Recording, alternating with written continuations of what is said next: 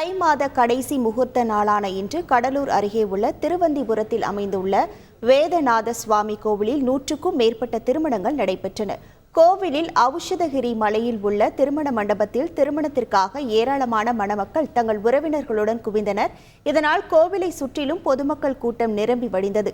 மேலும் திருமணம் முடிந்து சுவாமி தரிசனம் செய்ய சென்ற மணமக்களால் கோவிலுக்குள்ளும் கூட்டம் அலைமோதியது.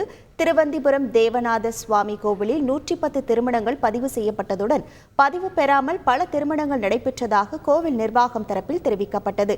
மேலும் கடலூர் பண்ருட்டி சாலையில் போக்குவரத்து நெரிசல் அதிகமாக காணப்பட்டதால் 3 கிலோமீட்டர் தொலைவு வாகனங்கள் அணிவகுத்து நின்றன. மணமக்கள், உறவினர்கள், பக்தர்கள் கூட்டத்தால் திருவந்திபுரமே குலுங்கியது.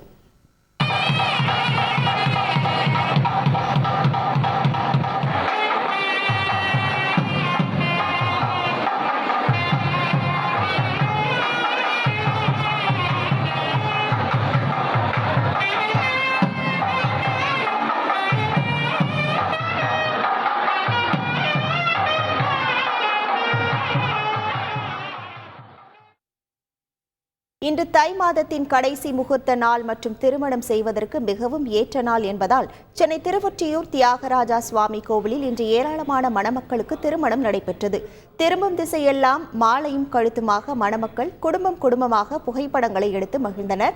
மணமக்கள், உறவினர்கள் கூட்டத்துடன் பக்தர்கள் கூட்டமும் அலைமோதியது.